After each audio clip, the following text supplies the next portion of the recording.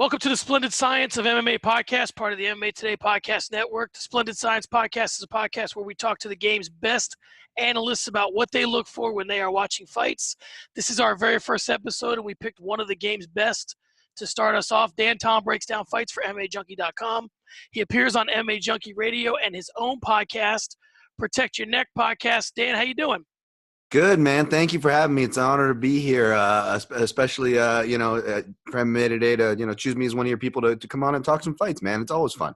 Absolutely. Every time I talk to guys at my site, they always are like, how you doing? I'm like, well, I'm talking to you about fights. What's better than that, right? So same thing here. All right, let's just start with the obvious. We may jump around a little bit, but let's just start with the obvious. So what do you look for when you first start watching a fight? And I'll tell you from my perspective. So for me, I look for what they are leading with. What are they countering with? I feel like the early part of the fight is when they sort of tell you what they want to do. Are they countering jabs with right hooks? Are they countering, what exactly are they doing? So tell me how I'm wrong. Not wrong at all. I would classify that under more forensic science as far as breaking down fights. That's actually where, when people will email me, hey man, where the hell do I start with all this stuff? I typically will recommend them more down the forensic path. But like everything, whether you're looking at the forensics, in other words, the bare bones, what's he countering with? What does he like to throw? When he grapples, what's he using? What positions is he good at when he grapples? What positions is he bad at? These are all, how does he do against southpaws? And then now you start getting more into, it's all based on the matchup, right? Whether you want to look at the macro or the micro, or as I put it, the nuts and bolts as far as, the forensics of the fight game, what we can piece together from the footage, all depends on the matchup, on who they're facing. We could have a guy, this is an extreme example, but it's a just one. We could have a guy where he's not that great of a fighter and he is not a great winning percentage versus a guy with one of the highest winning percentages and he's technically proficient, has all these accolades. In fact, the co-main event of UFC Calgary kind of fits that mold, if you know what I'm talking about. Mm-hmm. Jeremy Stevens versus Jose Aldo, where, this guy's stock may only be so high, but but in the right matchup, that stock explodes, So it all depends on who they're facing. That first and foremost, in my opinion, that has to be the first question. But as far as you being wrong, no, you're not wrong. Okay, so I had a different question next, but you put me right into the perfect thing for another area I want to go down. So One of the things I love about your breakdowns is the staple info. So how much of the story of a fighter do you get from sort of the tail of the tape and or their resume? Do you want to look at that first? Do you want to look at that last? When you think about a guy, do you say, like, when you typically think about looking on like Fight Finder, what's his finish percentage? What role do you think that plays in telling the story? I mean, obviously, like you said, the matchup is most important. What role does that play for you? Very, very basic. I mean, it's called staple because it's basic, like if you're building a house or a foundation, you need something to build off of, We all have our different styles as far as how we like to build. We all have the different kind of materials that we drift toward or like, we all have a different type of styles of fighters that maybe our eye might drift toward. All that aside, that's all great. That's all going to come. But like everything in life, you kind of have to have a foundation. And yeah, I mean, you can't ignore those things, Who is this guy? He might come. Does he come from a wrestling base? Does that mean he's only a wrestler? No, but you need to know these things. What stance does he stand in? Because again, if I have a southpaw versus an orthodox matchup, I'll tell you that the first guy I'm going to look at is the orthodox fighter. The southpaw guy is used to fighting orthodox guys his whole life. He's the the ugly duckling in the gym. He's the guy that's having to adapt to the norm, hence the name orthodox. So I'm going to go look at the orthodox fighter to see how many southpaws has he faced, how is he doing, and that's more along the lines of kind of how you're breaking down fights, as far as the forensic ways. Now I'm going to start looking at, okay, what's he do against southpaws as opposed to normally? Is there a big variance there? And is that variance limiting? Is his game being much more limited when he's facing a southpaw guy? Or is he one of those weird guys who he's actually opening up more when he faces the open stance man? Those are the things I'm going to be most curious to dive into first. As an analyst, how do you, and I'll use the term toggle here, how do you toggle between just being an impartial guy, you're cage side, or you're in a gym, or you're watching film, and just assessing someone's skills versus, for a lack of a better term, sort of being a corner man saying, man, if this guy could only put this together, or talking in terms of like when you go on shows or on your own shows, saying this is what this person needs to do versus I'm just assessing them for who they are. How do you balance those two things? It's a tough line. I mean, we all have an opinion, right? Whether we're a fan, a corner man, an analyst, a media member of any sort, you have an opinion, and depending on the scenario, your job, the position, what you're speaking on, everything has to have a line. And whether it's something that I could, feel like I could, swear on my nephew's life that I'm right on this, it doesn't mean it's right to say. And it just looks ignorant. You know what I'm saying? Like, that's Right. not my job. My job more is kind of to analyze what is there, and the opinions, they have to be well placed, well respected, measured, and it gets crafty because even I'll see some really good writers, and this isn't right or wrong or anything. I think this is just something that we all see, and if you're in the media space, especially, you have to deal with where you have not necessarily a bad opinion at all. Maybe it's a good opinion, and maybe it's a smart opinion, and maybe you put it together in a really crafty way. But as you know, it can. Granted, fighters are a sensitive bunch, and I used to compete myself, and I understand that. I'm wired the same way, so I understand that. And I always reserve the right for a fighter to, even if my breakdown is respectful and my prediction is right, and the fighter still gets mad, that is completely okay with me. I always give fighters that respect and reserve that right. I understand it, man. But sorry, I'm kind of tangenting here, but yeah, No, you're good. it does become difficult because you don't want to. I guess what I was using the other examples, you don't want to be like snarky for the sake of being snarky. You know what I'm saying? Like, granted, you can't always. You're always going to offend somebody no matter what you do, even if you go about things the proverbial right way. But yeah, I definitely don't want to come off as being snarky the way I'm being snarky. And even if I feel some kind of right because I've trained X amount of years and done and actually done the things unlike a lot of other media members, which something you could look at. Oh, you should be really proud of that, and I am to a certain extent. But at the same time, you can't expect your audience, fighters, or anybody to know that.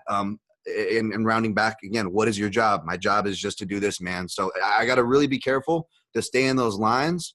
But as I do, and as I suggest anybody listening to this do, color in between those lines any damn way you like. I don't care if nobody else is coloring that way. That doesn't matter. That's actually probably a good thing.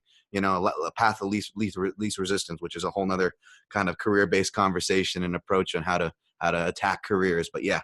Yeah, absolutely. Well, so something you just said kind of sparks another question, which is how much of a role do you think, because I've always kind of wondered about this in my own personal life, as far as rolling and training and getting in gyms and doing all that, do you think it's more like, because initially when I first started getting into kind of breaking down fights and looking at them, I said, you know what, I don't need to know how hard this is to know whether or not, because I think that once you know how hard something is, there's a certain level of sympathy that you have for a guy where you're like, well, I know what he's going through, and I know this is tough, and I know how far Damian Maia is from this guy on the ground, and I think it gives you a little bit of a different perspective, whereas it might give you more of the vernacular and the jargon and help you in that respect. Do you think that it ever colors you in a sense where you're like less critical because you're like does a great movie critic have to have been a okay director or have ever made movies? What do you think the balance is there? I mean, obviously you have a history, so you I think that perspective. I know exactly what you're saying, but I think it comes down to more just personality, to be honest, regardless of what your style, what your success or perceived success was in that. I mean, because it's just going to come down to your personality. You hear the thing of like movie critics, you said it's a classic one where you hear, oh, this person couldn't cut it as a director or an actor, or Hollywood shoot them up, so they're bitter, right? Right. And as an analyst, you're kind of a critic, and like I have a thing for Contender Series, grading the winners. I'm essentially critiquing and giving grades. Like, who the fuck am I to do that, right? Like, let's be honest. But again, for what we do, whether it's more on the entertainment side of the media, which I proudly like to remind people that I stay on. That I'm not a part of the reporting gig and all the bless those guys. Those guys are hustlers, and that's a whole nother grind. But yeah, man. Sorry, getting sidetracked there, but No, you got it. You're good. As far as yeah, again, it doesn't really so much. It shouldn't dictate that. I think it's more of a personality thing. So, like for me, and not only that, and hopefully this doesn't sound too much of a cop out of an answer. It also plays on both sides, meaning it'll make me harder on things where other people may be like, whoa, Dan, like you're usually really, again, like the example you gave. I'm very probably more, if it's a pie chart, the majority of it, yeah, more like you said, on the respectful side, probably more forgiving and understanding on what's happening on certain positions. There's that. But then there's also the side where I might be a little harder on things. And again, I'm careful about how I present those things, but I'll just give you an example. This is more on the harsher example, or extreme examples, I should say, and one that doesn't come up. But this is where the experience does lend itself, because kind of touching on something you touched on, where I don't think that I'm not like an elitist where you have to have trained to be able to write about this. And I know a lot of fighters will take that stance, and especially toward media and whatnot. And that's a real popular one, I guess. And I get it. That's not me, for what it's worth. I'm not an elitist like that. There's plenty of people who I respect who have limited experience in martial arts. And granted, they at least tried or did some classes. But there's plenty of people at work I respect that aren't your like stereotypical, like, I've been in there and done that. And I'm not even that, to be honest. So, I mean, again, who am I to judge? But yeah, like, again, being in there, there are times where I both, mainly me being on the end of the beating, to be honest, where I feel it, where either I'm tired and I'm fighting and I'm trying to negotiate with myself to not quit. And then there's been times where I've been rocked and I'm trying to negotiate with myself, where am I? And there's been times where, you get hit with a body shot or a liver shot and you're like, holy crap. Or times on the opposite end where I hit a guy with a liver shot and I kind of see him trying to hide it, and you just feel that momentum. There's an unspoken momentum in every fight, okay?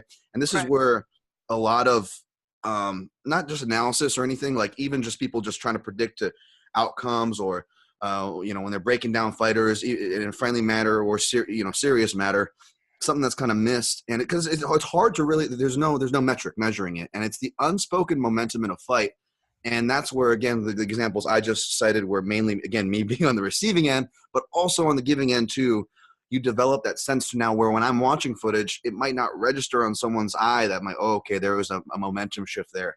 So sometimes there could be an opinion on something that maybe is not seen by not just one person, but by most people. And maybe I'll speak on that, and then that might kind of come off color and then take more explaining. Not that happens a lot, but that's just an example as far as where I could be maybe harsher or something. Yeah, no, I guess, so my question more was like, do you see a guy and say to yourself, he should be further along in his process based on what I know? He's been training this for X number of years.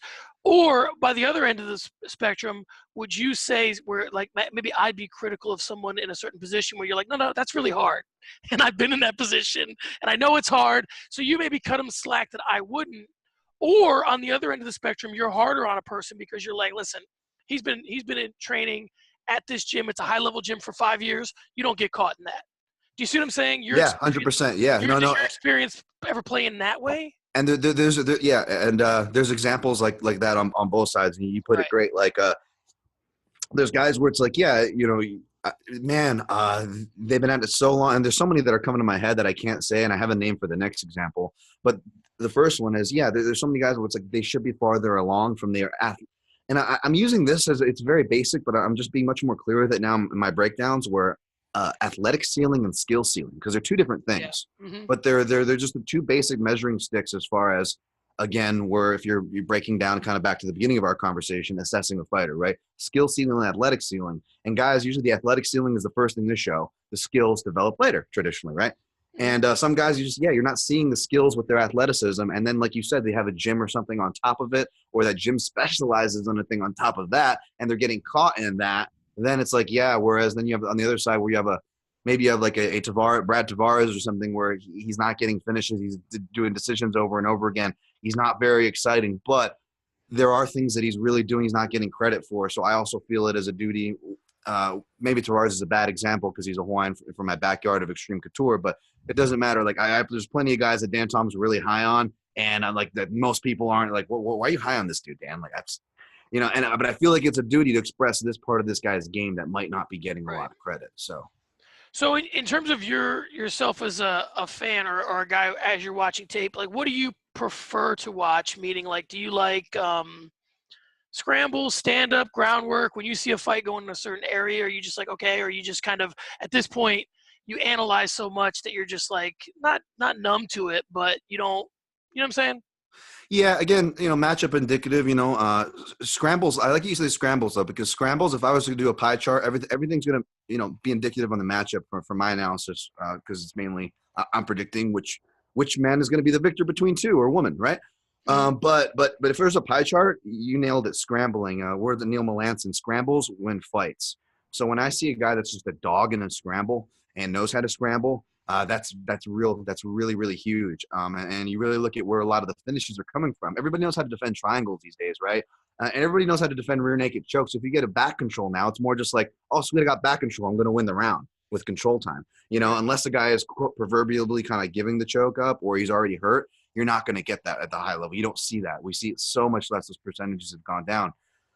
So yeah. Sorry, tangenting off on your question again, but I No, I hope like it. I kind of You did. them out. So, as you watch as much tape, I mean, you can't do your job effectively without watching a lot of tape. Do you? I want to talk about the role that trend analysis plays in what you do. Huh. Meaning, are there things that you start to see cropping up a lot? And I guess an example that I would give is like, we started seeing people do oblique kicks, or Yeah. one guy would try a technique, and then it starts to. The NFL is typically called like a copycat league. Do you see a lot of that in the tape that you watch? And even furthermore, does it matter, or is it just something you kind of put to the side and just kind of say to yourself, oh, it seems like more guys are inside leg kicking now, or it seems like more guys are trying to do this? Does it matter, or is it just kind of like a nice little fun fact for yourself that you just kind of scribble in the margins? I'm glad that I came on because this is another great question, man. Yeah, it matters a lot, I think, and I wish I actually had more time to dedicate to it. And most of the time, my things are, I call them canaries in a coal mine theories. I've got a lot of them. Some are more on the degenerate for betting. Like Mhm. I'm looking at overs. If we got like Struve and Tabor, we've got two guys coming off 2-fight losing streaks. The chances are that over is going to hit in that fight. Neither guy's they're going to be fighting to win. But more specific to the more grand scheme, more important thing, what you're talking about. Yeah.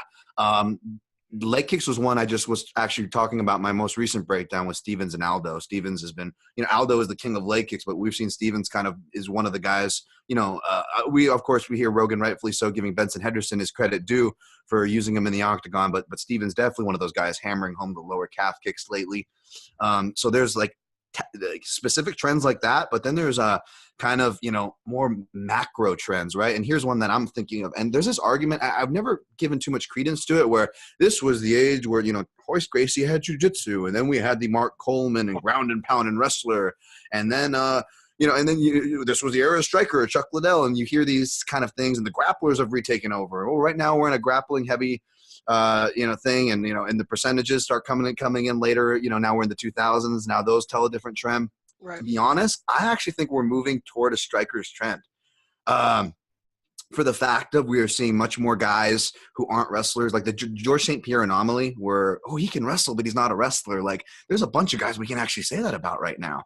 A guy who's actually training with George St. Pierre, Nasrat Hakparas, just because he's recency bias. He recently fought. He's one of those guys. He's out there not just being able to sprawl, but he's showing a lever understanding by picking the ankle as he's sprawling, so a guy can't have the leverage to shove and turn in, like really like little finite things that are really important.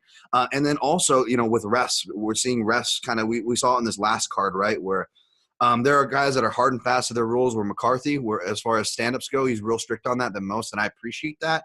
But we're seeing a bigger trend where move, and standing it up, and we're seeing guys do that more. And some of it might have to do with these regional, less experienced refs. But in other words, that between guys' defense, something that we just spoke on the question before this, as far as guys getting better defending the rear naked choke, all these basics to the wrestling I just spoke on, it feels like it's a harder road to hoe for the grapplers. They're still the safer bet because there's no such thing as a fluke submission, at least compared to a fluke strike. There's much more fluke strikes as opposed Right. to fluke submissions. So in that sense, they're always going to have a stronghold as far as risk management from the betting perspective. But again, back to overall trend, I'm seeing a lot of trend as far as strikers really to just coming in and being favored. Yeah, I can completely. It makes perfect sense, and I guess the betting part of it is where, like you said, the trend analysis will really come in. into play. So, and it's funny you would say that, because I used this term when I interviewed Art Davie, and I haven't really quite hammered it out, but I kind of call it capitalist fighting, meaning that the market's going to dictate what we're doing. You know, when Yeah. Cormier is the champion, we have to conduct ourselves in a certain way. When George St. Pierre is the champion, you know, you either have to do what they're doing better than they're doing it, or you have to do something that you have to find the thing they're weakest at and hope that you can jump on it. So I can see how the market of fighting would sort of ebb and flow in that way. All right, let's talk a little bit about, and I want to touch on this real briefly because this is a podcast of its own, honestly, this subject. I talked to Connor Rebush about strategists versus tacticians. And really quickly, do you have so basically, just for the audience's purposes, I'm sure you understand, strategist would be a guy that comes in with an overall game plan. Tactician is a guy that tries to win every exchange. So do you see the UFC having one prevalence over the other, or do you think one prevalence or one is more successful than the other? I think you could take, first of all, shouts to Connor Rebush. He's awesome, by the way. If people don't already know or follow his work, that dude's awesome. But no, I think you could take the UFC out of that. And as far as for my answer for this goes, is that tacticians will always have prevalence over strategists.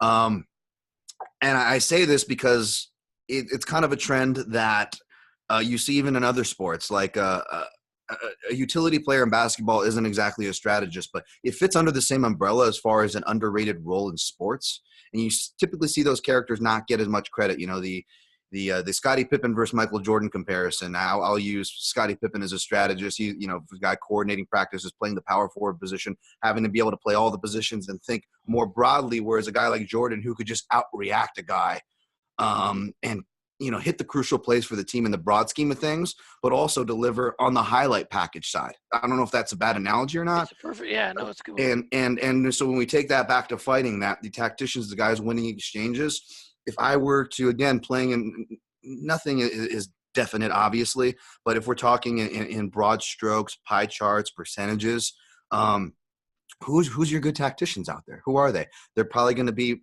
your more explosive guys, your more strikers, your more athletically gifted guys that are going to be able to really have good eyes in exchanges, that can see things coming and react to them. And, and as I say those superlatives, you're probably going to start thinking of Anthony Johnson and John Jones. And as you should think of these great, amazing, characters. And then, yes, now you bring into the UFC end of things, or any promotion that's going to want to market, they're probably going to get behind that guy than the Brian Barberina. You're going to get tired of exchanging with me, even though you're going to win most of those exchanges. And I'm going to give you fucking hell in that third round, son. Yeah. Not really the UFC's thing, John Fitch, I'm going to smother you and just make you just miserable for 3 rounds. How about that? Let's make a deal. No, not really. We're not feeling that as the UFC. So by nature, I hope that's kind of in line with what you were asking, but that's how I feel about the dichotomy of the dynamic between those two roles and where they fit, and in my opinion, where they kind of always are going to fit to a certain extent. No, that's a perfect answer. Okay, what do you think about these sort of transformative performances where the announcers scream about a new era coming in MMA? I always sort of view it, the Machida era, the Pettis era, all this sort of stuff. I always view it sort of like, I guess the revolution will not be televised, in the sense that the things that maybe end up changing MMA are not the things that it's not that big knockout that announcer says, Stephen Wonderboy Thompson and Lyoto Machida, now everybody's going to be, taking karate classes or something. Do you think that things are sort of, they move like a ship, kind of in little degrees, and then before you know it, the ship's turned 90 degrees? Or do you think that when these announcers like Rogan and all these guys are announcing that the next thing's coming, that it's actually coming? It's funny. I think the next thing is coming, but not in the normal ways. Now, again, kind of a theme in a lot of our conversation here, or at least an examples for a lot of the themes that we're talking about, we'll end up bringing up a technique. Like we're seeing the emergence of this leg kick, or the karate guys throwing the front kick, and like you just said, right? And we have all these examples we can pull from. But the truth is, at least what I'm noticing, at least what interests me, and maybe this is more just my contrarian minority type thinking, but it's happening in all the areas. but a lot of it is happening in the areas that we don't see, that are around the techniques, that are, in the prep rooms. What coaches are doing are really big. When we interview a lot of coaches now, what I'm noticing is that their level of education is also rising. Now, you're still having coaches that have their education from the actual fights themselves, which is great, and it translates well. Mark Montoya is a guy that I don't think gets a lot of credit. Maybe he'll get more. He's Anthony Smith's dude out of Factory X Muay Thai. But because he's been in the battles, you hear him speak.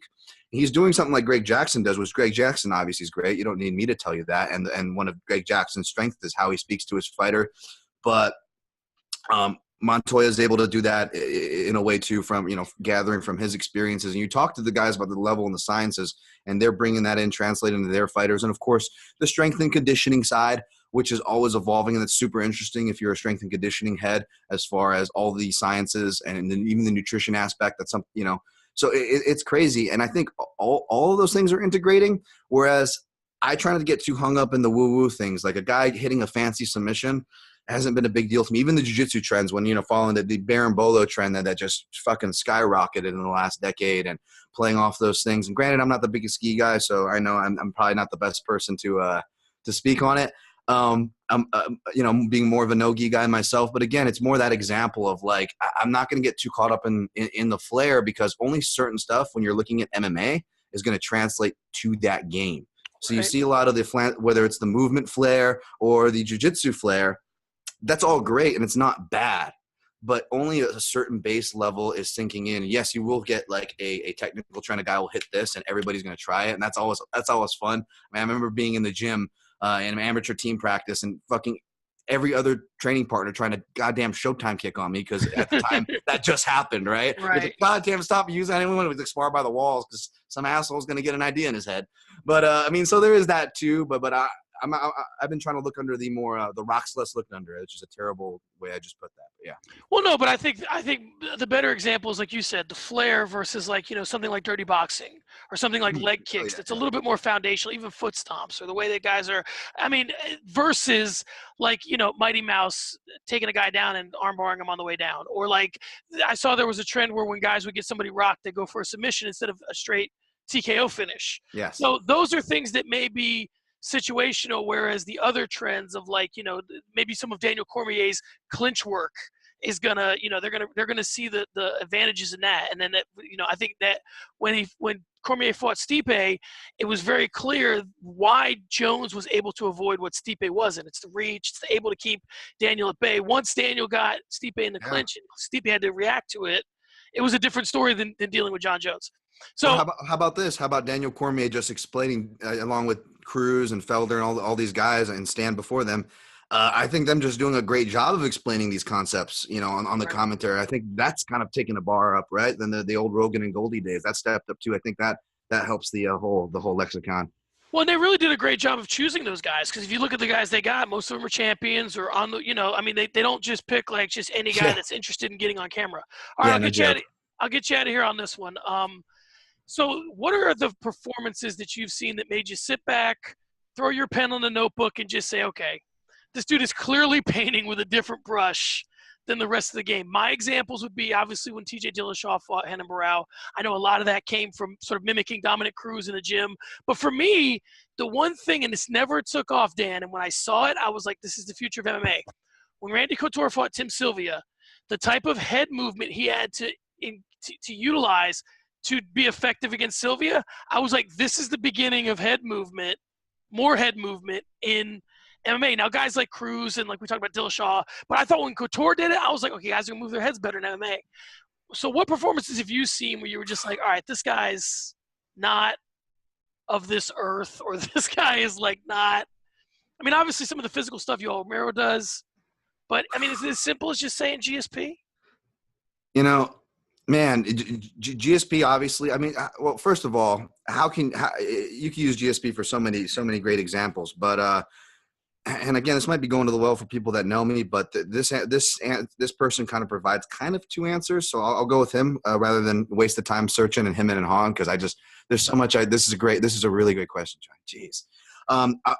BJ Penn versus Diego Sanchez comes to mind, as well as BJ Penn's first fight in the UFC. Well, it was his first official pro fight against Joey Gilbert, I believe.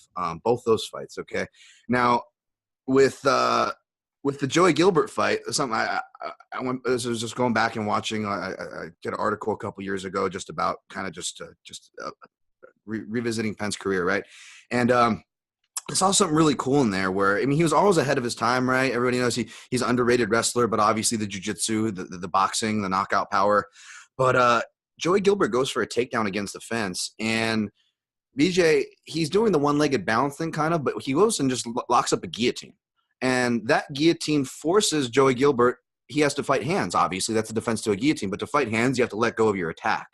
So he had to let go of BJ's leg. He had to let go of his takedown attack and fight BJ's hands. And as soon as he does that, BJ Penn circles Joey to the cage now, right? And with the guillotine, and then starts kneeing and punching. And I think he ends up getting a takedown and finishes the fight from there. But it was just a real basic thing that it was like, oh, wait, you don't – because this was before BJ went and worked with Team Quest at this part of his career, right? He didn't go and he wasn't working with AKA yet. Or Team Quest, definitely. So this was a jiu-jitsu guy, but he was showing that I can use the guillotine to defend takedowns. I don't need to. Now back to the strikers having a resurgence. You don't need to wrestle. GSP, there's freaks like that who not only could they defend takedowns, but they could get takedowns on guys like Josh Koscheck, right? But sticking with the Hawaiians, Max Holloway. And Max Holloway did the same thing to Dennis Bermudez in a controversially scored fight that if you go back and watch, you'll probably think Max won, like most people. But Max did it in a lot of his fights, Ricardo Lamas as well, using guillotines. We saw Dan Hooker do it, not only just do it to defend a takedown, but he did it to Gilbert Durinho Burns, right? One of the most accoladed jiu-jitsu players to step into the UFC, much less that division. And he almost caught Gilbert Durinho, but sure as shit got him to abandon his takedown defense. So those little trends like that, like you just see like, oh, crap, that caught on. And that kind of parlays to that other trend that I spoke of earlier in our interview of strikers kind of taking prominence and being able to clear these hurdles seemingly than the other way around, at least from what I'm seeing. And with the Diego Sanchez one, that to me was just kind of the new definition of sprawl and brawl. I think so many years it was Chuck Liddell we associated with the sprawl and brawl. Mm-hmm. But, back to, kind of trends of using the cage, that kind of fit in with the question you had earlier as far as, guys using the cage to get up where it was a death sentence before. Guys would get pinned in the early days. Same thing. BJ was giving us all these different examples of how to use and strike from the cage and doing the quote-unquote Travis Brown elbows, which, by the way, Conor McGregor actually scored a knockout like that before Travis Brown, if you go look it up, which I find super interesting. And ironic because a guy like Conor McGregor, and people are looking for any excuse to mention his name or put him in the headline. But I always find it funny that one always gets credited to Travis Brown now. Granted, it happened in public guys before. But yeah, BJ Penn was doing a lot of variations of that too. And that was just a ridiculous beatdown. And all respect to Diego Sanchez, of course, when I say that. But yeah, those are some of the performances and spider web into my tangents there as far as the trends that I see without mentioning like the obvious ones, I guess. Well, the interesting thing about that is when you talk about like the MMA game in terms of checkers and chess, right? So the one thing that stands out as far as someone having a leg, when you talk about earlier, the flair and the woo factor is when I can't remember the fight, but when someone had Uriah Faber's leg. And he jumped up and kneed the guy and then landed back on the leg. Now, that is a very checkered approach to it, right? So he knees the guy.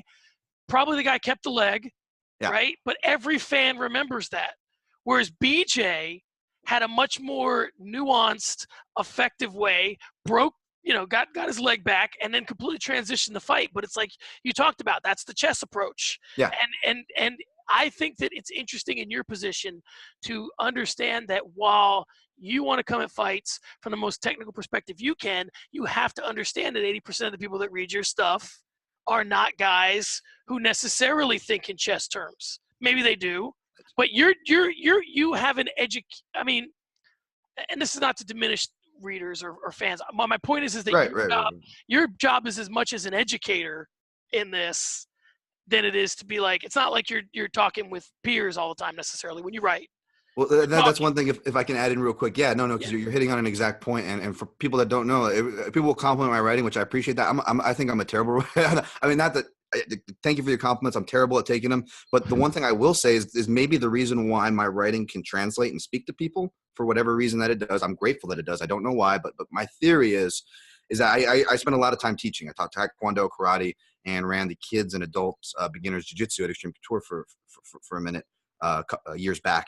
And that's where I credit a lot of the writing, because when I'm writing, I'm thinking, okay, how am I going to explain it? How was I explain? Not just because when I was teaching a class, I didn't want to just explain a move. I want to explain the concept. I want to explain to you why you're doing it. Concepts over techniques. Those are the best coaches in the world, are concepts over techniques, because anybody can learn a technique, but if you learn a concept, that's kind of like the saying, you teach a man to fish as, for feeding him. It's kind of along those sayings, and which kind of correlates back to what we're saying with the checkers versus chess.